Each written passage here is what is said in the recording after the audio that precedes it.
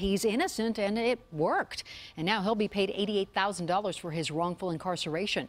Russell Haythorne joins us live with the latest on this case. And Russell, Christian Robinson was desperate to prove his innocence, and next week the city of Denver will cut him a big check.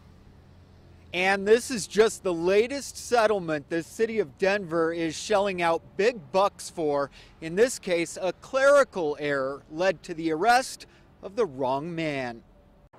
His story starts in Las Vegas. Christian Robinson, a chef, was interviewing for a dream job at a big hotel. He made it through the interview process, but when the hotel ran a background check, Christian had a warrant for his arrest out of Denver. As you can imagine, shocked. Christian knew it was mistaken identity, so he caught one of the first flights to Denver, thinking he would straighten it all out and be back in Vegas in no time. But when he arrived at the Denver jail, 2 officers came out, and I was arrested. Things quickly spiraled out of control. At that point, it was chaos for me. It was embarrassing. He would spend the next 12 days behind bars, wrongfully imprisoned. I did not know that somebody had used my ID. I didn't know anything, really. It turns out this man, career criminal Michael Cagle, had stolen Christian's identity years earlier and was using it as an alias. While behind bars, Christian proclaimed his innocence, but he says he was even mocked by jailers who didn't believe him. One of the officers pulled me aside, and he even said, "Why don't you bond out, because it's probably not you." His day finally came in court. When I got to the courtroom, I was demoralized. I was crushed. But when a question came up about a distinct Scooby-Doo tattoo on the real suspect's back thigh, Christian gladly dropped his pants. I stood up, and what saved my butt that day was my butt. And I dropped my pants, and they looked for the Scooby-Doo tattoo, and it was not there. The case was dismissed, but Christian's attorney says the damage was done. Denver, to this day, to my knowledge, has no system of double checks. In fact, the clerk who issued the warrant for Michael Cagle used Christian's state ID number by mistake. Now Denver's city attorneys are recommending an $88,000 settlement for the mix-up. It's not enough. There isn't a number. But he has peace, knowing his case might lead to accountability and changes in the system. I spent 12 days in basically a torture in a hell. The ACLU says that this continues to be a systematic problem in the city of Denver. It says its research shows 500 wrongful arrests in the city of Denver over a 7-year period. Tomorrow morning, Denver City Council will begin the process of approving this settlement. Live at the City and County Building, Russell Haythorne, 7 News.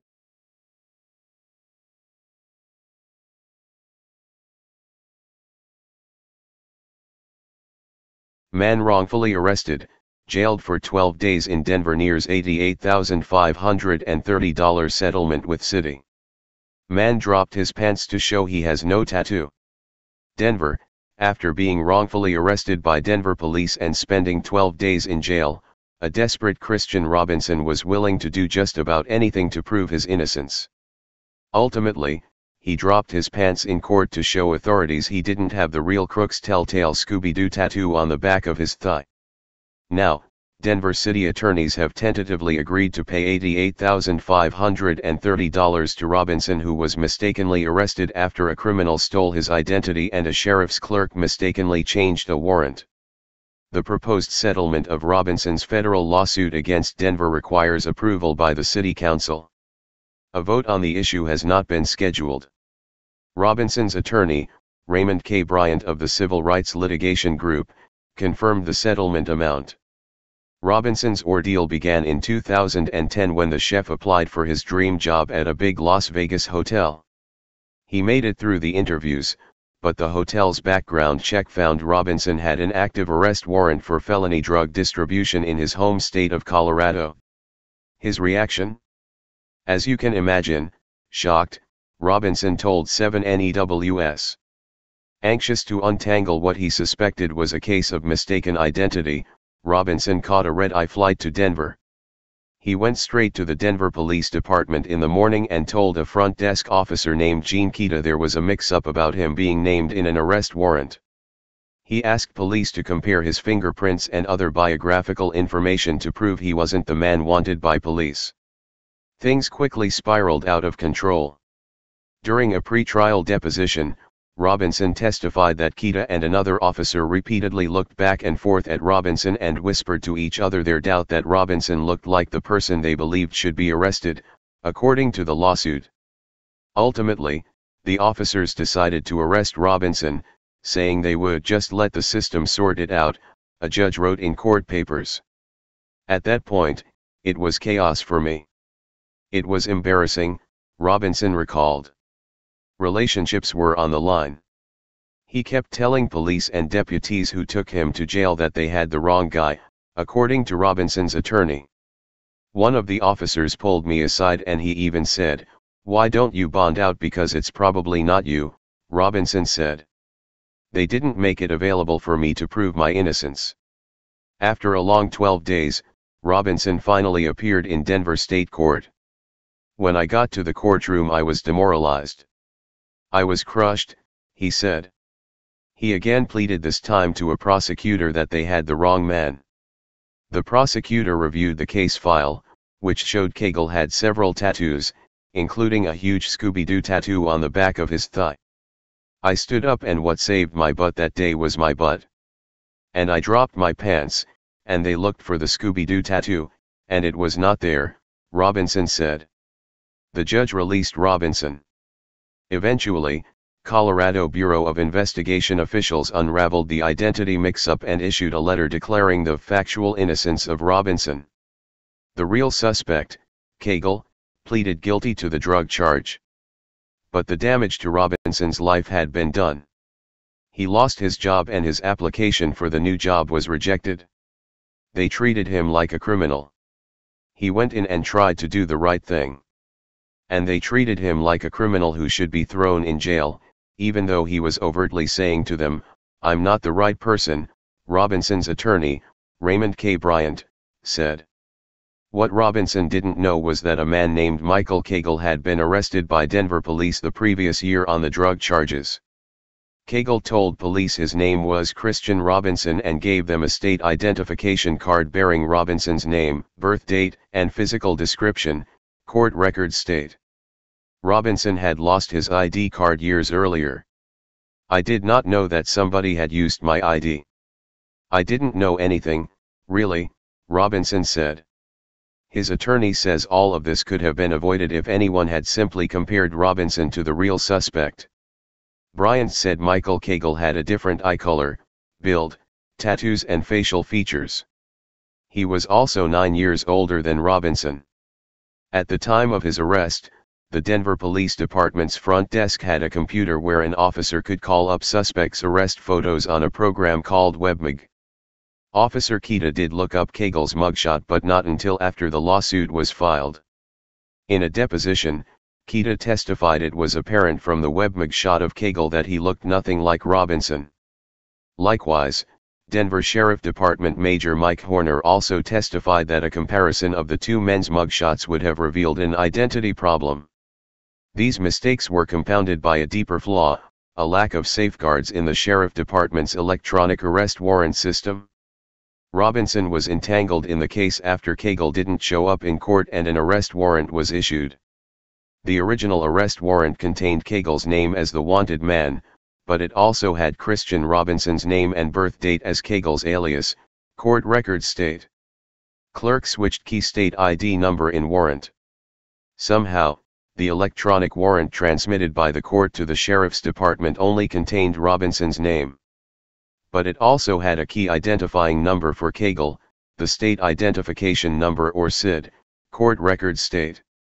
A Sheriff's Department clerk responsible for preparing or packing a suspect's unique identifying information in the warrant, noticed the SID number was connected to Cagle, not Christian Robinson. So she removed Cagle's SID number from the warrant and replaced it with Robinson's SID number, which she had looked up in NCIC, the National Crime Information Center database. Robinson had an SID number from an arrest years earlier.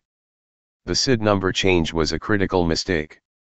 The clerk then distributed the warrant which now included Robinson's name, birth date, social security number, height, and weight to law enforcement via NCIC. It is known to Denver that the most important piece of identification information in a warrant is the SID number. That number allows law enforcement personnel to correctly connect fingerprint, mugshot and other key identifying information to the body seized, U.S. District Judge Wiley Y. Daniel wrote in a court order. Both the clerk and Denver know that an incorrect adjustment to a warrant during the packing process could result in fundamental changes to the warrant, including a change in whom the warrant had been issued for. Family, friends didn't believe him. The biggest heartbreak, said his attorney, was the reaction of Robinson's family and friends to the arrest. When he was incarcerated for 12 days, everybody believed he must have done something wrong. So many members of his family and his friends, his girlfriend, they just didn't believe him. So when he got out of jail, he really had nowhere to go, Bryant said. The issue of wrongful arrest and detention has been a long festering problem in Denver law enforcement. In 2008, the Sheriff's Department instituted a Prisoner Identity in Question Procedure or PIQ. When a suspect claims he or she has been mistakenly arrested, jail deputies are required to alert a supervisor, who starts an identity confirmation investigation. In 2010, there were 99 such complaints logged. A sheriff's supervisor testified in the Robinson case that 60% of PIQ reviews find the wrong person was being held. Judge Daniel wrote that it's undisputed that the deputies violated departmental policy by not initiating the PIQ procedure when Robinson said his arrest was a terrible mix-up. But the judge said this didn't rise to a violation of the man's constitutional rights. Ultimately, Daniel removed Officer Kita and 3 deputies as defendants in the lawsuit, saying they were entitled to qualified immunity. In essence, the judge ruled that, when they made the arrest, Kita and the deputies were reasonably enforcing what appeared to be a valid warrant. But the judge refused Denver's request to dismiss the case against the city. Judge, city failed to train warrant clerks. I find that a violation of federal rights was a highly predictable or plainly obvious consequence of Denver's failure to train and inaction, as Denver failed to train Sheriff's Department packing clerks in specific skills needed to handle recurring situations where conflicting information was received in a warrant, the judge wrote. This presents an obvious potential for constitutional violations as a warrant could be changed at the discretion of a packing clerk and without any double checks in a manner that results in the wrong person being arrested and detained. As a result of the Robinson arrest fiasco, the Sheriff's Department changed its policy to prohibit employees from changing the state identification number on warrants. The accusations in the Robinson case echo what the ACLU has been saying about its 5-year crusade to get Denver law enforcement agencies to strengthen procedures to prevent mistaken ID arrests. In early December, the American Civil Liberties Union announced that it had won $569,250 in settlements to compensate 6 clients who were victims of mistaken identity arrests by Denver law enforcement. The ACLU said it had documented more than 500 incidents in a 7-year period in which people were wrongly arrested by Denver police and imprisoned in the city's jails. In a statement on its recent lawsuit settlement, the ACLU said, the mistaken ID arrests were a result of a widespread policy and practice of tolerating egregious mistakes, where a warrant for one person resulted in a different person being arrested.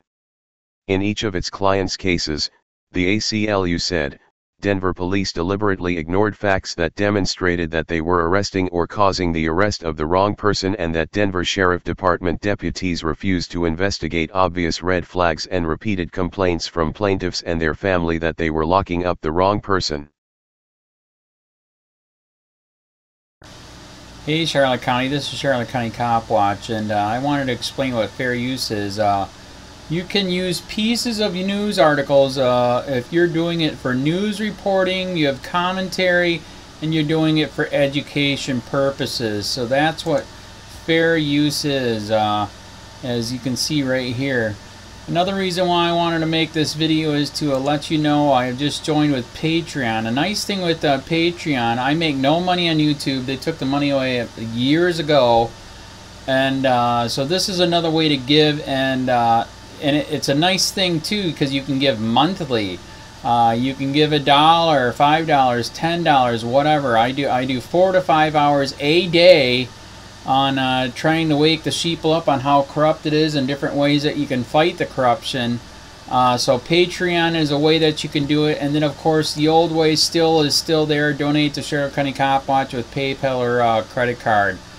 So keep that in mind. 4 to 5 hours a day. I make no money, but the corruption happened to me, and I'm sick of it. So I'm trying to wake people up. But my wife would love it if some, if we could get some help out there. There's 47,000 subscribers. Just think if each one of you subscribers just gave a,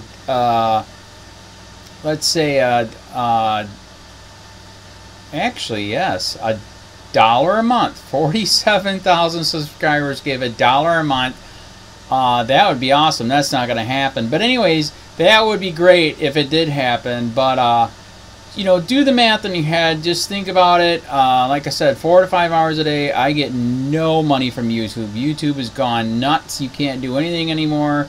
They're taking the money away everywhere. So these are a couple different ways that you can still help out with all this time that I put in. And as you know, I'm in a special situation where, at least I can do it, 4 to 5 hours a day. We have a cleaning company during the day. That's what allows me to do this, and we're debt free. So this is my hobby. I don't go fishing and all that other crap. I try to save the world. So help me out to make the wife happy, man. In fact, if you guys did give $1 a day, and there was 47,000 of you, and you did it, and each of you gave $1, and that was every month, oh my God, yes, I could quit. I could start suing them. Another idea too that we have is, if I got, some funds, we could actually contact everyone that has been ticketed and or arrested and put in jail and start sending them postcards to let them know we're here, and to see if everything went all right, and if it didn't, find out their story. So we could even do more investigations and more lawsuits. Lawsuits take money. So just think about that. 47,000 of you so far right now. $1 a day. $1 a month on Patreon, or $5 a month Patreon, 10, 20, whatever. Just do the math in your head. Help out. This is a lot of work every single day. Thanks.